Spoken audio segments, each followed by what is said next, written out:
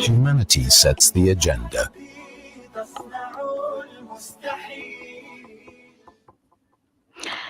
Welcome back to the show. And if you haven't joined us, then do join us because it's a very, very imperative, important, interesting topic that you have to join us with. It affects every single citizen in our country. And we're saying you have to join us for this topic because we're going to be talking how to create a safer SA by getting involved with the Safer SA Foundation. Now, let me just tell you a little bit about it. It is an NPO that focuses on mobilizing under-resourced communities to build awareness and ability to work together in the fight against crime. The foundation fosters a better understanding of community safety issues and improves relationships between the community and the law enforcement agency. And no better person than to join me on the show today is General Ria Piecha. A very warm welcome and honor, and thank you so much for joining me today on the show. Good afternoon, and thank you very much for giving us the opportunity to have an engagement on the subject matter you have eloquently put across. And good afternoon to your listeners too. Thank you so much for joining us. It's, as I said earlier, it's an absolute honor to have people like yourselves that think about the imperative things that need to be changed and the narratives that need to be changed. So we're talking about the Safer SA Foundation, General. What is the focus of the core focus of the foundation? I need our viewers to understand that and the value that you are starting to create. Let me start off by a bold statement that says crime is super pervasive in our society. Mm-hmm. And also mention the fact that if you look at our crime intervention, most of your listeners would agree that a lot of what we are doing is reactive. Mm-hmm. We react to crime that has already occurred. It is good to do so because our constitution requires our security cluster agencies to intervene when such crime is happening. However, I then raised the issue to say, how do we intervene in a manner, particularly with our youth, that prevents them from crossing the line into crime? And I would be as bold to say, the burden of most of our society and community is not punishment for crime committed, but the burden is how our children are socialized into crime. So, stations like yours, your platforms like yourselves, self-stand, right upstanding citizens like myself should be concerned about what we do to create prevention for our youth not to be involved in crime. You would agree with me that children are born without not being criminal. But somewhere in the socialization, they are socialized. Criminogenic type behavior. So our duty as Safer South Africa Foundation is through education and awareness to prevent our youth, our young people to being involved in crime in collaboration and cooperation with the entire security cluster and other organizations such as the Human Rights Commission, the Banking Association. So we educate and empower our youth through awareness to be aware of these things and therefore to make better choices about the activities that they get involved in. When you say activities, General, what sort of activities are you going about and how are you fostering these relationships with the communities that you collaborate with? Thank you very much for that question. What we have done, we have put together a program that we call the Communities and Justice Program. It is a 12-session program that we offer in school. The partners that we have, there's the Department of Basic Education, because they are in charge of the learners, they have the platform, they identify the students who would participate in the program. We then work with the entire security cluster because we don't teach, we don't give those lessons. We would like the real security cluster officers to give those lessons. Right at the beginning, we sat around the table, we said, if we had an opportunity to bring education and awareness to this learners, what is it that you agreed on a syllabus? So it doesn't matter where we are. The police will teach a common thing, the traffic officers, the National Prosecuting Authority, the magistrate, the correctional service, we have the Human Rights Commission, we have the Banking Association. So when we go into school, those children would be identified by the school.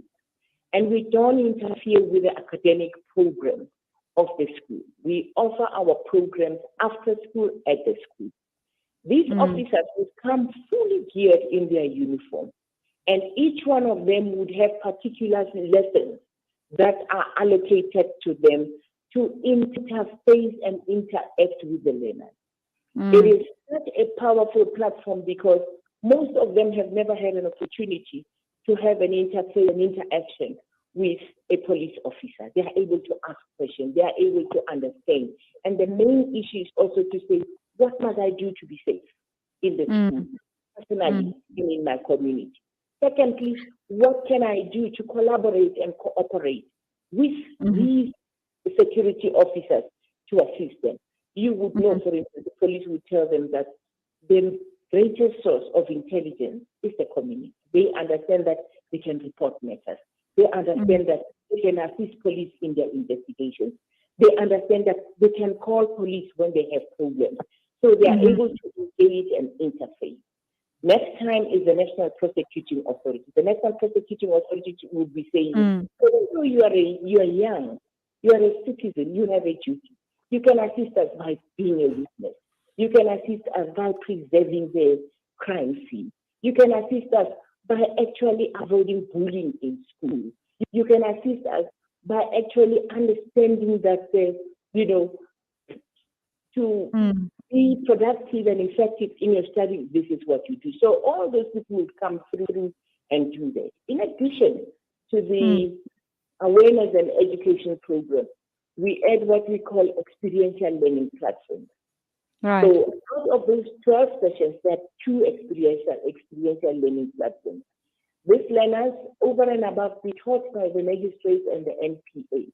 There is a day they spend in court to observe how a court functions.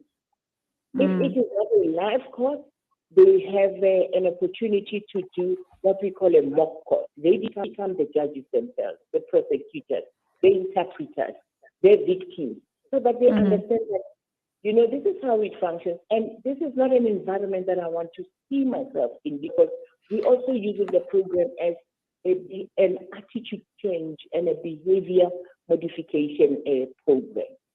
Then the other learning platform is where, on a completely different day after receiving the education and training from correctional service, they spend a day in a correctional service center in order to not, romanticize being in jail. Because when we're in the street, we'll be saying, I'll do it and I'll go to jail for you. They need to see that, their precious, beautiful uniform should never be swapped for the orange uniform in jail. And when they are there, they also, at the end of the program, they would bring some of the young incarcerated people to come and talk to them to say, you still have the opportunity. I no longer have it. It's been taken away from me. Don't come here. Right. General, we're just going to go for a quick break and then we'll be back with you in a minute. Okay. Breaking stereotypes, moving boundaries, joining hands. Salam Media.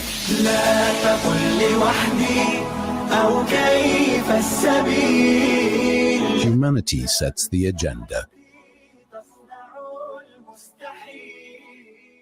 Hunger ratios in South Africa are on an upward trajectory since the beginning of COVID-19. Over 23% of South African households experienced hunger last summer. At SANZAF, we aim to ease the hunger struggles of those in need by providing freshly prepared meals daily. You can be part of this by donating towards the SANZAF Meals Project. Visit sanzaf.org.za or call us on 011 834 6046. SANZAF, changing lives through development and relief.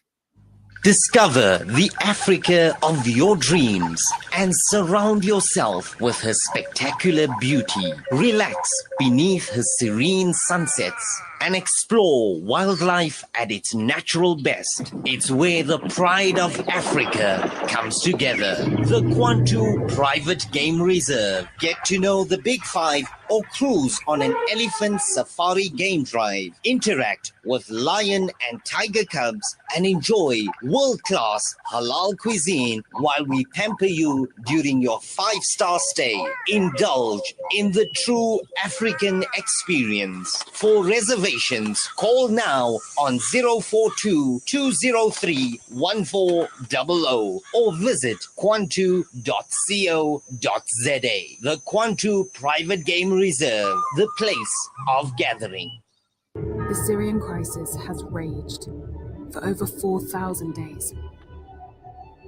4,000 days of suffering, displacement, hunger, and intolerable insecurity. With your help, Islamic Relief can continue to stand alongside them.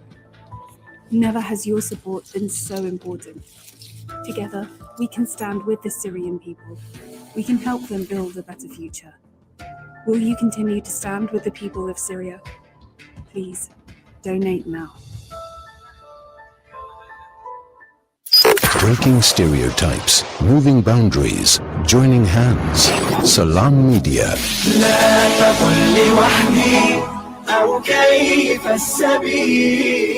Humanity sets the agenda.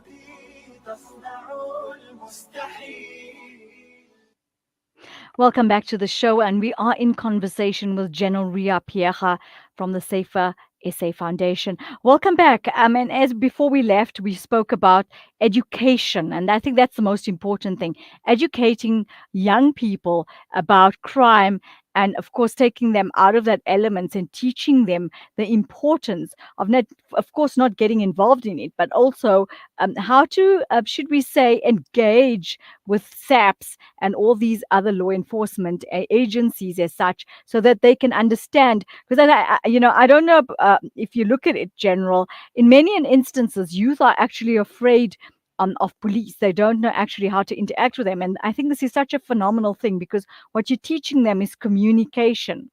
And communication, I think, is key in order for us as communities to move forward. That's very correct, because what we're trying to do is we're breaking the stereotypes to say it is when we collaborate, the cohesion from the various areas. General, I have a question for you. I know you're tackling the youth, but are you also tackling communities at large to be able to make them understand and create, fostering those and building relationships with law enforcement? Are you going into a particular community at a time and saying, you know what, this is how we can create a safer SA by working with the normal law enforcement agencies, and then creating a better education on how you can collaborate to create a safer SA? Very important question. One of the platforms that we have, we call community dialogue. Mm-hmm. Because communities are concerned about crime. And I think those dialogues, engagement with all stakeholders in the community, to dialogue about issues relating to crime, what can be done, what can we do to work together, because how we even got to that. When the parents started realizing and getting feedback from their children, they wanted to know what is it that we did with, their children. And that led us to a platform where we realized that there is a need for deeper dialogue with the community and the stakeholders, so that we can find each other and realize that we are we are in a common fight, and we can connect our energy to try and push this crime, because the whole notion is about where is the community coming in to come and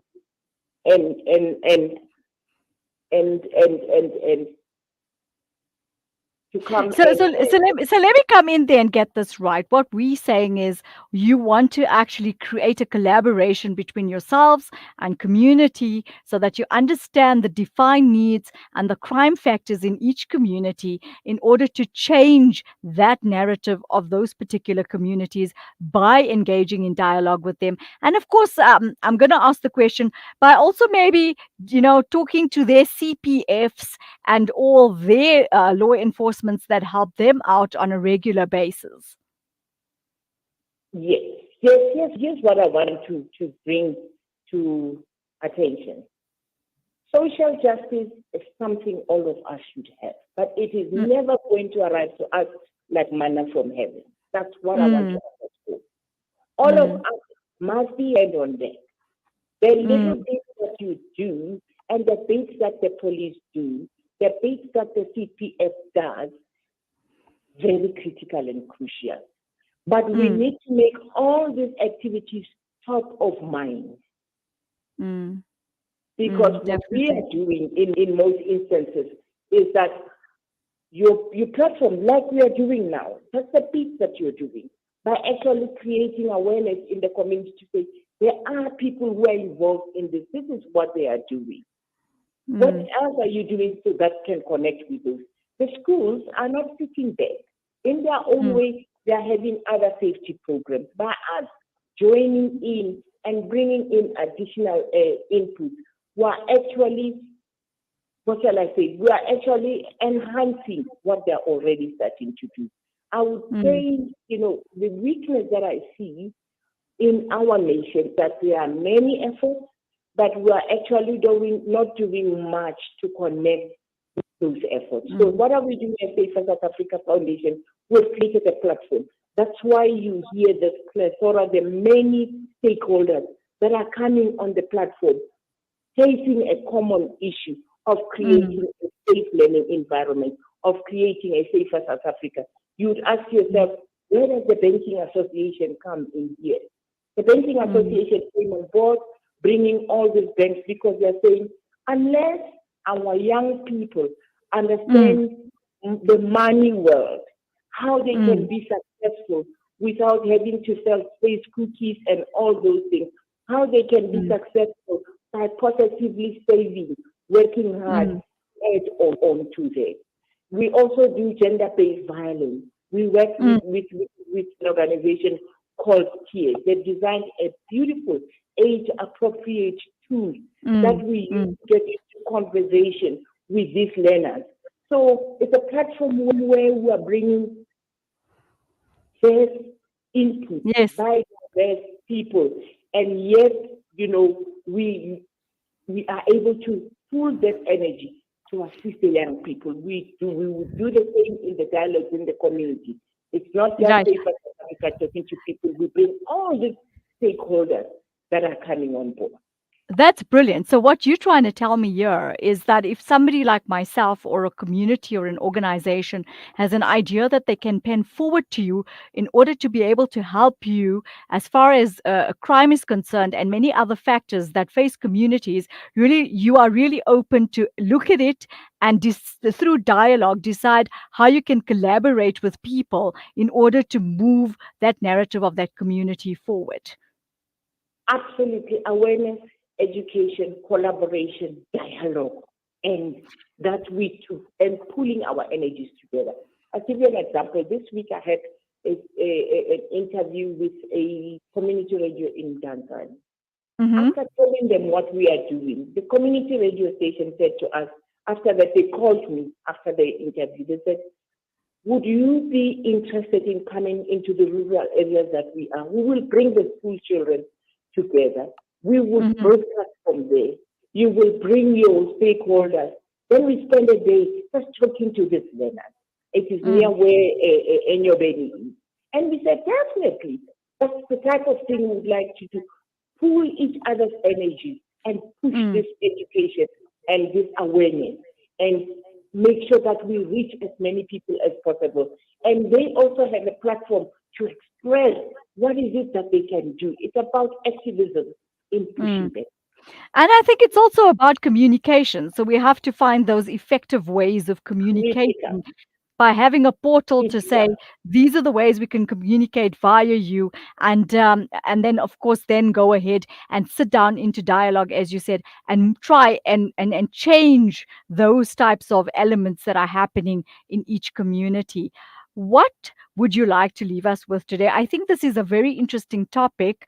It's a pity we don't have a lot more time. I would love to get into dialogue with you one more time, because I see the imperativeness of this, General, and the importance of what you're doing and the value that you are bringing to the table. And I think it's about time this particular aspect and this bridge got filled, because really, honestly speaking, South Africans were in a space where they didn't know, of course, where to head to. And you've now actually given them that platform to say, I'm here, I'm that support structure, I'm going to go out there, open that environment for you, teach you, educate you, and show you how to change the narrative of your community, especially when it comes to crime.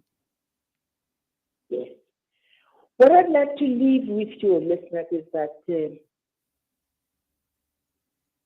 crime is something we as a nation can do something about. Mm.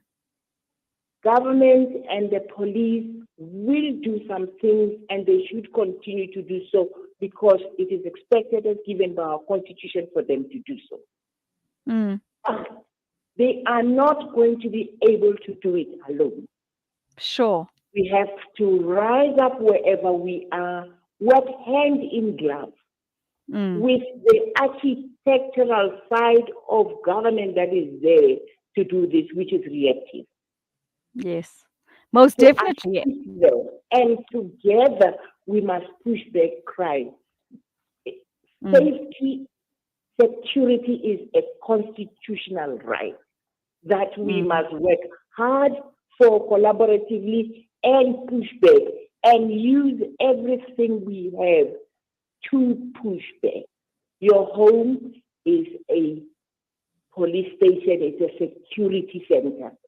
The environment you're in is a security sector, and you are a very active participant. Youth are citizens too. They have a role to play. So all of us, let us tackle this problem of crime and squeeze it and push it back.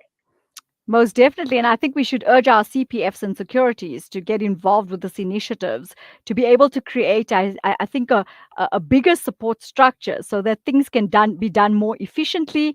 And of course, we can bring those crime statistics down in a big way. And I would also say prevention and prevention and prevention of crime. Reaction, yes, but I say there is a huge opportunity for us as a nation to put massive effort in preventing crime. Most definitely. I want to thank you so much for affording me the, should we say, the honor and the privilege of interacting with you today on such an important topic. And I'm hoping that we could chat again further real soon, because I think this is a really amazing initiative that you have started, General. And I see the value in it. And I'm hoping, and I take from myself and the team, we wish you nothing but the best. We take our hats off to you for actually coming up with such an amazing idea where the gap gets bridged, and we start helping each other move forward. And I think it's about time something like this happened. So all the best to you. You definitely have our support from the team here at Salam Media. And I'd like to, of course, get interactive with you on many levels of how we could move communities forward. So thank you so much for affording us the privilege and opportunity today. It's been an absolute pleasure talking to you. And we've got some really valuable education out of you today. Let me thank Salam Media for inviting us to this conversation. And let me say to you, indeed, by doing what you are doing, you are actually coming to the party, because you reach so many people that would not have had the conversation we had this morning. So I want to honor you and applaud you for this. You are so kind. We are available all the time invite us to engage on many other activities in this subject matter. General, I'm definitely post the show going to take you up on that one and get you involved in many communities, because I do upliftment with NPOs and within my community as well. And we're definitely going to take you up on that, because trust me, we would love your value in all the communities around us. I wish you all the best. Thank you. Thank you so much. And we wish you nothing but the best going forward. Do have a lovely day. And once again, thank you from myself and the Salam Media team. Much appreciated, and have a great growth of your platform. Thank you very much. Thank you so much. You do take care. General Ria Piecha definitely enticing us to, of course, change the narrative of our communities in a very positive way. I must take my hat out to her by through the Safer SA Foundation. And I think we all need to start getting involved and changing those narratives. And that's what it's about. Thank you so much for joining myself, Nafisa Dango, on the show today, where we taught you a little bit of everything. But I think things that were imperative through our daily lives and what affects us and how we can change those narratives. So let's take what we heard from today and try and move that forward. The sooner, the better. Let's not leave anything for tomorrow. From myself and the team, have a lovely week going forward.